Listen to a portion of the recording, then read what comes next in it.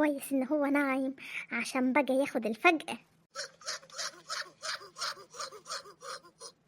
حموكشة حموكشة، اعوذ بالله من الشيطان الرجيم. ايه دي؟ ايه دي؟ طلعت لي منين دي؟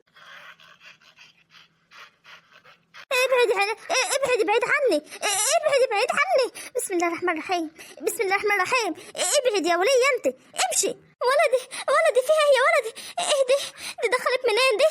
اما قومي يما، ايه اللي جرالك؟ قومي يما. انا مش فايت، انا لو اتكلمت دلوقتي حموش هيموتني. اما ايه اللي جرالك؟ قومي. لا بس مش هينفع، انا لو فضلت ساكتة كده هموت، وحموكش كمان ممكن يجرى حاجة. ايه دي؟ عمة انت هتموتي ولا ايه يا عمة؟ عمة قومي. يا نهار ابوكي مش فايت، هو انت يا مصيبة؟ في ايه يا حموكشة؟ انا ما كنتش اقصد والله امك، كنت اقصدك انت. وتقصديني انا ليه؟ تقصديني ليه يا بلوي؟ انت عايزة تموتيني ولا ايه؟ اموتك ايه؟ دي اصلا باينة ان قوي ان هي لعبة، انتوا بس اللي روحكوا خفيف. استني بس عليا لما افوق امي وانا هوريكي مين اللي روحه خفيف. قومي يما، يما قومي، دي هنية يما. بسم الله الرحمن الرحيم. ولا نأذيكم ولا تأذونا، ابعدوا بعيد عننا. اشتت ايه يا عم؟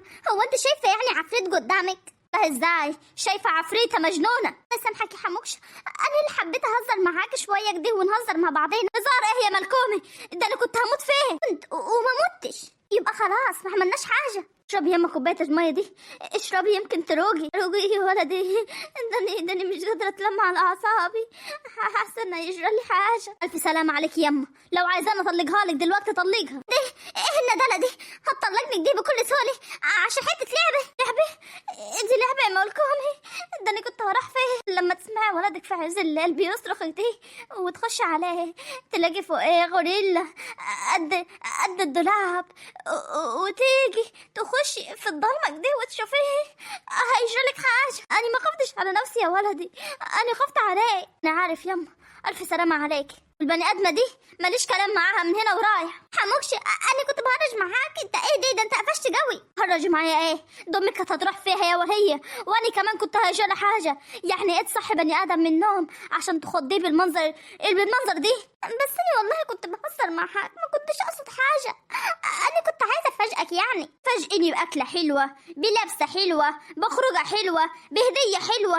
انما ايه المصيبه دي؟ وده اللي انت فاهماه؟ بس انت عامله ايه دلوقتي يما؟ الحمد لله يا ولدي، احسن الحمد لله. عن اذنك يما، انا راح انام في اوضه ثانيه. عاجبك اللي عملتيه ده يا مصيبه؟ احسن اهي وسع السرير، اعرف انام انا والغوريلا بتاعتي. منك يا مصيبه، مش هتعجلي غير لما تطلقي. اعمل ايه؟ ابنك اللي ريحه خفيف وانت كمان ريحه خفيف. ايه يعني لما يبقى في الدار دي نهزر ونضحك ونفاجئ بعضينا؟ ايه يعني؟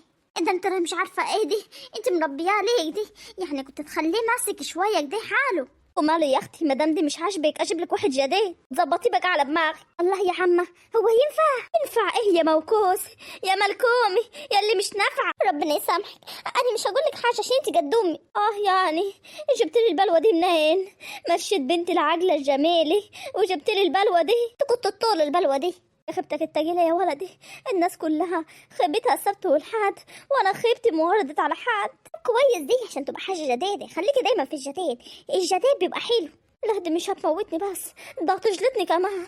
قوميني يا بنت، قوميني اروح على اوضتي. يا عم خليكي قاعده معايا شويه، يعني نستلك دي بالحديد، ما انت عارفه ان ابنك مشي وسابني. حقه يا اختي، والنبي لو ما مشي وسابك يبقى مجنون زيك. لو مجنون زيي كانت تبقى جميله. يعني يا خيبتي تجيلي، انا اللي جبت الراحي. ايه يا عمه، هو انت عمرك يعني ما عملتي ايه في عمك دي مقالب ولا اي حاجه؟ وانا اقدر يا اختي؟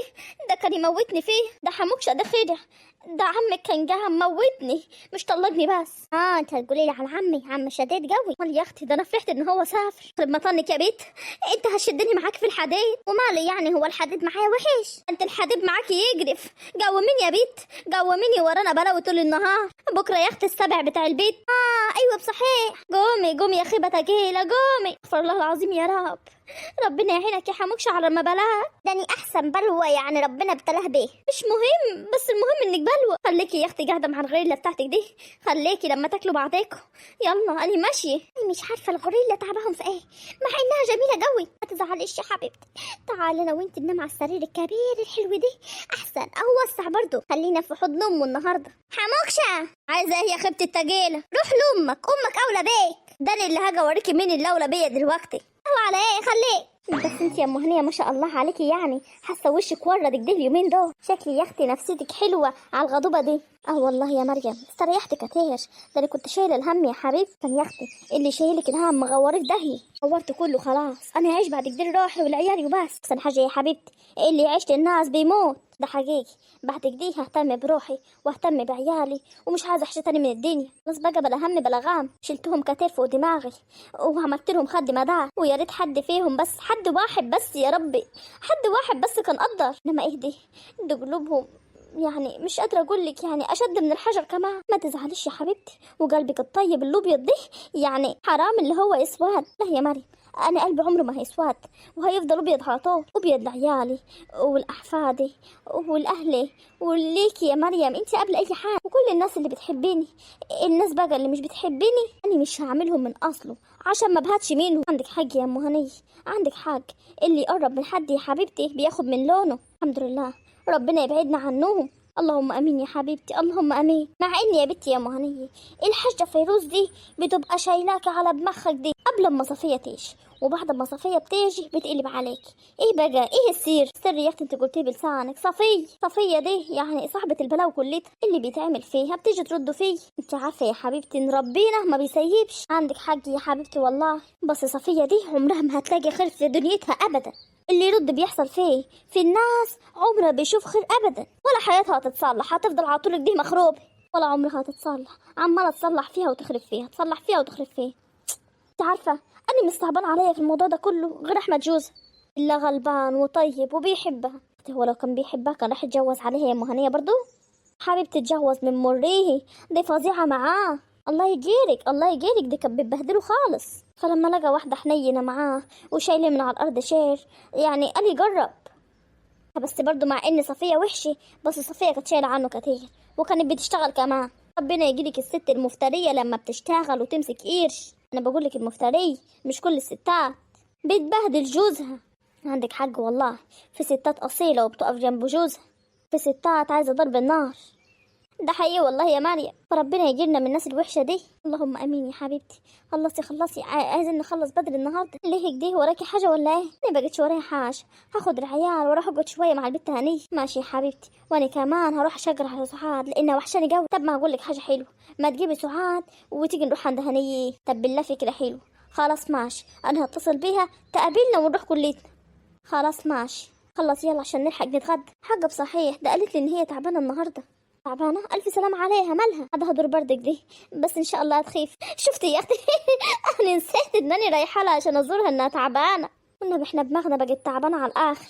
وبيسلمي لي عليه، وأنا بكرة إن شاء الله لازم أجي أشوفها. سألت عليك العافية يا حبيبتي، مش مستاهلة، ده حبة دور بارد. لا برضه لازم بكرة بإذن الله أروح أشوف. النهاردة أروح أبص على البت هنية لأن قالت لي إن هي واقعة في مشكلة كبيرة. ربنا معاها إن شاء الله، ربنا ما يجيب مشاكل. اللهم آمين يا حبيبتي، اللهم آمين. اختياراتي مدمرة حياتي، اختياراتي مدمرة حياتي كده ليه؟ اختياراتي مدمرة حياتي، اختياراتي مدمرة حياتي كده ليه؟ مغناطيس لناس. بلاش بقى نقول ناس ايه، يلا ربنا يسامحنا. الواحد لو بيتحاسب على نيته ديت، ولو اللي في دماغك دي الناس بتسمعه، يا خرابي على اللي هيحصل. ده الناس هتمشي تدبح في بعض. الواحد لما يقول لك حاجة ببقى جوايا مليون رد عليه، بس بفضل ساكتة دي لاني ببقى خايفة من نظرة المجتمع لي. يا حلاوتك يا هنية والمنكر في ايديكي. اختياراتي مدمرة حياتي، اختياراتي مدمرة حياتي كده ليه؟ مغناطيس لناس، يعني بروح دي في وسط الزبالة وامد ايدي لطلع ناس. يلا الحمد لله. مين في وسط المصيبة؟ مصيبة ليه؟ والله الواحد بيبقى ماشي دي ويلاقي نفسه في وسط الخناقة. هوب في الخناقة مبقاش محضرة يا ناس. المفروض يبيتوا علينا بالليل يقولوا لنا ان بكرة في خناقة، فالواحد بقى يبقى مرتب. فاكرين الموضوع سهل دي؟ في كلام لازم يتفلتر قبل ما يطلع. روجان دي، شكلي لسه العمة ما صحيتش. انت يا بيت يا هنية، انت فين يا بيت؟ قول لله يا رب. يا ريتني كنت جبت ستريب مليون جنيه. هنية يا عمة في البرندة. وبتعملي ايه يا اختي في البرندة من الصبحيه دي؟ بشم حبه هوا. لا عمرك ما شميتي يا اختي الهوا. تعالي يا بيت ورانا خبيث، ده انا قلت لك النهارده السبع بتاع البت وفاء. خبر مش فايد، ده انا نسيت خالص. وانا اللي قلت افك عن نفسك دي شويه يعني بعد اللي حصل امبارح. حاضر يا عم حاضر، جاي اهو. المناكير هينشف وجاي يا بنت اللي هينشف دي. خبر مش فايت، لو قلت لها دلوقتي ان انا حاطه مناكير انا هتفضحني في الدار كلتها، وهتصحي حموكشه كمان يفضحني. انا اقول لها ان انا بخطف نعناع. يا عم انا بخطف حبه نعناع، نفسي في الشاي بنعناع قوي. ماشي يا حبيبتي بسرعه يلا. حاضر حاضر على طول اهو وراك، على طول هتلاقيني وراك. يا رب سامحنا بقى، هي كدبه بيضه. اما قوم بقى شوف ورايا ايه احسن ما تجيلي بالبلغه. لا هو على ايه ده الطيب احسن. اعجني كويس يا بيت، كدك 60 خايب. اعجني كويس. انا بعجن يما اهو، يعني انت شايفاني بلعب يعني؟ وكمان بتردي يا اختي ردة الميه في زورك. ما ردش ليه يا صفيه يعني؟ هو انا خالصه ولا خالصه ازاي؟ ده انت ب7 تلص. خلصي يا بيت خلصي، اللي انت بتعمليه ده اسمه حق، ما اسموش خبيث. ما تاخدي يما تعلميني. اعلمك ليه يا اختي؟ هو انت اتشليتي يعني؟ اشتغلي فين ايامك يا هنيه وخبيزها زي السكر. حد انا واحده هنيه ولا بتعرف تخبز ولا بتعرف تعمل حتى لقمه لجوزها. اعمل ايه يما؟ ما انا مش متعوده على الحاجات دي. بنت زوات يا اختي من يوم يومك. طلع عليك يا صفيه، هو انت يعني بتعرف تعملي؟ بعرف يا اختي واحسن منك كمان. طب ما تيجي توريني شطارتك. بتسحبيني يعني عشان اعمل مطرح؟ لا يا حبيبتي الخبيز دي انت اللي هتخبزيه. عايزه تشغلي البت يا بنت؟ كفايه اللي هي فيه. لا عينها يما، انا ما قلتش حاجه، بس اللي عايزه اقوله لكم انه بالراحه عليا يعني، انا مش قادره. انا استغفر الله العظيم يا رب. يا حبيبتي لحد امتى؟ ده الظهريه قربت تقدم. هتقعدي معاها يما بقى العصريه والمغربيه لحد ما تخلص دي؟ لا طبعا احنا عايزين نخلص ورانا طبيخ، عايزين نطبخ الانفار في الغيط. لسه كمان في طبيخ؟ ايوه حبيبتي، ما انت عارفه ان كل يوم 2 بنطبخ يا حبيبتي. الانفار اللي في الغيط دول مش عايزين ياكلوا، وانا اللي هاكلهم. امال امي يعني هتيجي من تربتها توكلهم؟ انت طبعا. الغندورة، معقول يما الغندورة دي هتعرف تطبخ الكمية دي كلتها؟ فينك يا هنية وفين ايام لياليك يا حبيبتي؟ كانت بتطبخ لكله والله من غير ما تتكلم، وكمان كانت بتخبز وتروق وتصبن وكانت بتعمل كل حاجة. هيروح علينا يما تصرحنا على هنية. شكلي بقى كان المفروض نقلب على ناس تانية. ليك دي يا صفية يعني؟ حرام عليك يا شيخة، ده انت غضبانة انت كمان. ليه عايز تخربي داري؟ اخرب دارك؟ انت دارك مخروبة لوحديه. ربنا يسامحك يا صفية والله، ربنا يسامحك يا ولية. اعملي حاجة حلوة يمكن ربنا يردها لك. يردها لي يا حبيبتي؟ انا ما بعملش غير الحلو. ما هو باين فشت هنية كمان. هو انت فاكره ان هنية تفشت مننا احنا؟ تفشت منك انت لما عرفت ان انت رجعت لسعيد. ايوه ايه؟ لا يا حبيبتي سعيد ده جوزي، ارجع له ولا ما ارجعلوش دي حاجه مش تخصك ولا تخصوهم. يا اختي هو انا هغير على سعيد يعني؟ الدور بقى على هنية ولا هنية ولا فوزية؟ لا يا حبيبتي ده جوزي، ولو حصل بينا اي حاجه فهو يعني مصيره يرجع لي، ولو بينا اي خلاف مسلنا هنحله، ولو حصل اي حاجه فبيني وبينه ما حدش ليه دخل فيها واصل. طب جمعي بس وانت بتتكلمي دي. انا مجمعه يا حياتي وعارفه انا بقولي كويس، ما تخبطيش معايا يا صفيه. انا يا حبيبتي مش هنية. شوفي يما شوفي يما شوفي يما بصي رجلي عماله تخبط في بعضيها. لا يعني بتتمجلتي عليا؟ يا بنت ما انا قلتلك قبل سابك اللي حداكي هاتيه، مهما تجيبي وتعلي بدماغك عمرك ما توصليلي. ما بلاش انا يا صفيه. يا صفيه انا في حته لوحدي، انا وصلت لمرحله كنت اخلص على كل اللي في الدار. بلاش يا حبيبتي ترجعي لي الايام دي. بالله ارجعي، بالله وريني اخرك كده وارجعي. بس يا بنت انت وهي، هو انا مش قاعده في وسطكم يا بنت؟ مش شايفه يما مش شايفه صفيه عماله تكلمني ازاي؟ بس بقى انت وهي خلاص. الله يرحم ايامك يا هنية. قومي يا صفيه قومي شوف عيالك. حاضر يما انا جايمه اهو. وانت يا بنت خلصي يلا. حاضر يما انا بعجن اهو، هعمل ايه يعني؟ في ايدك شويه اهدي. يلا هو نعمل وكيل فيكم، انتوا اللي طفشتوا الولي وجايين تبلوا عليا. انتوا مصايب انتوا، ده انتوا شياطين. الله اكبر عليكم يا جماعه. صباح النور يا عمه. صباح النور يا اختي. انت مش ناويه يا اختي تقلعي لنا الشعر اللي مش عارفه شحتها منين دي؟ لا مش ناوي، دي مخليني عروسه ومخليني جميله. يا اختي عامله نفسها عروسه قال على اساس انها ما زفتتش قبل كده. استغفر الله العظيم. هنبدا بقى وسطة الردحه على الصبح. انا اقعد بقى وكملي براحتك. بالله بتقعدي وبتحطي رجل على رجل في وشي؟ يا عم دي مش في وشك، دي الناحيه الثانيه. معلش معلش يعني اصلا رجلي وجعاني، مش قادره غير ان انا احطها دي. حسبي الله ونعم الوكيل فيك يا احسن يا ابني، حسبي الله ونعم الوكيل. انت اللي جبت لي البلوه المسيحه دي. ده انت المفروض كل يوم تتشكري كده وتبوسي راسه وتبوسي ايده ورجله كمان، انه دخلك الحلويات والجماله والشياك وكل دي في دارك. لا يعني المفروض دلوقتي ان انا ابوس ايده ورجله وراسه كمان؟ امال ايه يما؟ ده المفروض صبح وليل كمان. وماله يا اختي وماله، لما ينزل باذن الله هناخد رايك في الموضوع ده. انت لسه ما اتعلمتش يا عمه انني هاجي قدامه واقول ما حصلش؟ يعني انت بتعترفي ان انت هتقولي قدامه ما حصلش؟ لا طبعا، هو انا اقدر اكدبك؟ يا ملوعه انت. سيبك انت من كل دي، عملت لنا فطور ولا لسه؟ على والله انا اللي هعمل لك فطور كمان. ماله مش انت بتقولي لي اللي انت زي امي كانت بتعمل لي فطور، وماله يا حبيبتي تعمل لك احسن فطور كمان. ايه مش عايزه ادخلك الحمام كمان؟ لا شكرا، بعرف اروح لحالي. البرده دي جابها لي منين؟ يخرب مطنك يا شيخ. اصلاني لو واحدة لسه متجوزة جديد بتبقى لسه يعني واخدة الموضوع دي يعني جديد عليها، مش متعودة. انما انا خبرة، عارفة كل حاجة، عارفة شغل الحموات وعارفة شغل الامهات وعارفة بقى خوات الجوز وعارفة كل حاجة. ما دي يا اختي غلطة اللي ياخد خرج بيت. ومالها الخرج بيت دي؟ بتبقى مفتاحة وعارفة كل حاجة، تيجي تفيدكوا كمان. يا اختي عليكي بري من لسانك اللي مبري منك دي. لساني ده بينقط عسل، والله بينقط عسل يا عمي. لا انا مش هستحمل البت دي، انا رح اتصل بحسين اقول له تعالى خد مرض. المصيبه المسيحه دي ده انا مش عارفه احرق دمها خالص. لا انت لما نشوف اخريت لك ايه يا مهنيه، عجلي بنتك احسن جوزها يطفش منيه. اللي هي محموش دي خير يا حبيبتي؟ ايه اللي حصل؟ ما حصلش حاجه يما. اسكت انت يا مضروب. اقول لك ايه يا اختي ولا احكي لك ايه؟ ده انا كنت هموت امبارح. اختي الف بعد الشر عليك. ليه كده؟ والله نايمه يا اختي، وبعدين سمعت الواد حموكش عمال يوصل الله اكبر الله اكبر. والله انا طلعت اجري على الاوضه وانا عماله اقول الله اكبر استرها يا رب. اخش يا اختي وفي عز الضلمه دي الاقيلك غوريلا واقفه فوق راسه. غوريلا؟ ودي هتيجي منين يا اختي؟ ما هي قاعده جارك اهي، خلاها تجاوب. يا اختي انت بتقولي ايه؟ وهي مالها نيه بالغوريلا؟ ما هنيه هي الغوريلا. ايه اللي هي يعني عملت ايه يا بنت؟ مفيش حاجه يما، شفت واحده على النت كانت بتعمل مقلب في جوزها ولبست تاج من الغوريلا، وبعدين انا قلت اعمله في حموكش، كان نايم ورحت لبسته وقلت هفاجئه يعني نهزر ونضحك شويه. انا دراني اللي عمه هتخش علينا اوضتنا. نهارك مش فايت يا اختي.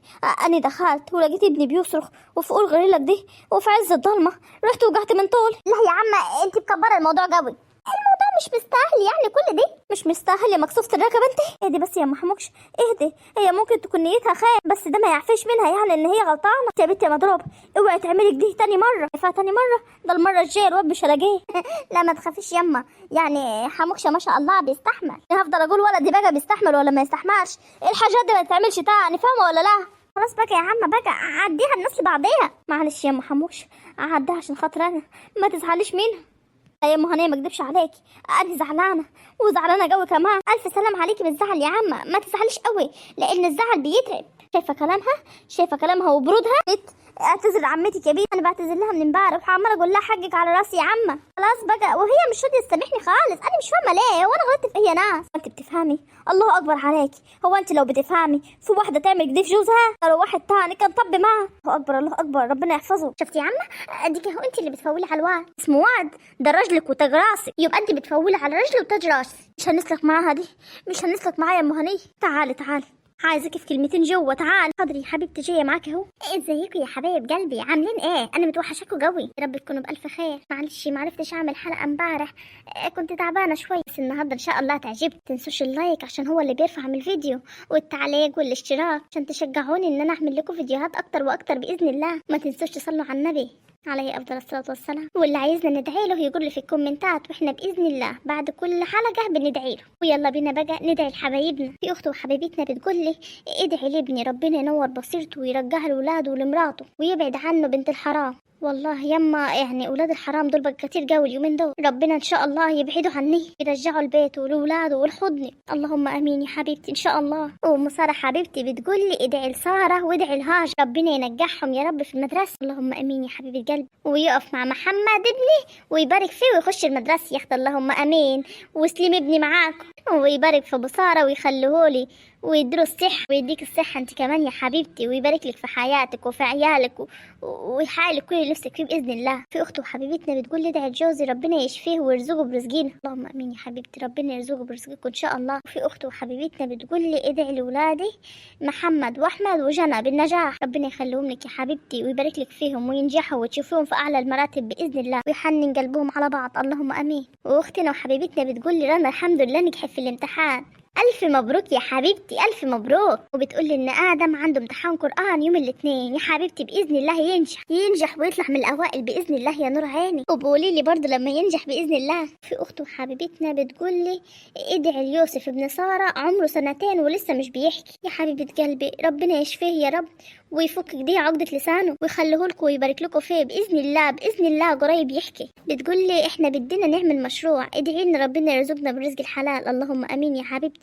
كل اللي يسعى ويجتهد كده في الحلال بإذن الله ربنا يرزقه، ربنا يفتحها عليكي من واسع يا قلبي. وازيك يا ام عمر عامله ايه يا حبيبه قلبي؟ بتقول لي ادعي لعمر وشيماء واسامه وابراهيم وعلي، ما شاء الله ربنا يبارك لك فيهم يا حبيبتي ويحفظهم لك من كل شر، فرحك بيهم باذن الله يا نور عيني، ربنا يشفيك يا قلبي يا رب، ربنا يشفيك يا حبيبتي. وفي حبيبتنا بتقول لي انا مش بتفرج على المسلسل ده بقالي كتير مع اني بحبه بسبب ان عندي امتحانات وعندها امتحان بكره وعندها مواد كتير قوي. حبيبه قلبي ربنا يا رب ينجحك دي وترجعي تتفرجي علينا تاني، اللهم امين يا حبيبه قلبي. في اخت وحبيبتنا بتقول لي بالله عليك ادعي لي كتير، للاسف يعني بتقول لي ان هي والدتها توفت، حبيبه قلبي ربنا يرحمها ان شاء الله ويجعلها من اهل الجنه باذن الله يا حبيبه قلبي، يربط على قلبك كتير، ربنا يرحمها يا رب ويرحم والدك كمان، اللهم امين يا رب ويغفر له. اجمدي يا حبيبتي الدنيا كلها رايحه، هم السابقون واحنا اللاحقون، معلش يا حبيبتي. واماني بتقول لي انها زعلانه مني، انا ما اقدرش على زعلك يا روحي والله، بس تلاقيني بس يعني اتلهيتك دي ولا حاجه، الواد والله بيبقى بيعيط تحت رجلي، حقك عليا يا حبيبتي، ادعي لك طبعا ده انت حبيبه قلبي، ربنا يا حبيبتي يخلي لك عيالك ويبارك لك فيهم ويخليكي لي. ازيك يا ابرار، ازيك يا جمال، عاملين ايه يا حبايب قلبي؟ كل سنه وانت طيبه يا ابرار، كل سنه وانت طيب ومن قلبي قريب والسنه دي معايا واللي جاي ويايا يا اغلى الحبايب يا ابرار، ربنا يجعلها سنه سعيده عليك يا حبيبه قلبي. ازيك يا رنا عامله ايه يا حبيبتي؟ يا رب تكوني بخير. يا ام ناصر عامله ايه يا حبيبه قلبي؟ بقالي كتير مش شفتك. لحد هنا نبقى خلصنا الحلقه واشوفكم باذن الله في الحلقه القادمه، ما تنسوش اللايك زي ما اتفقنا وما تنسوش طبعا تقولوا لي رايكم في الحلقه. مع السلامه يا احلى اخوات في الدنيا كلها، ربنا يبارك لي فيكم يا رب.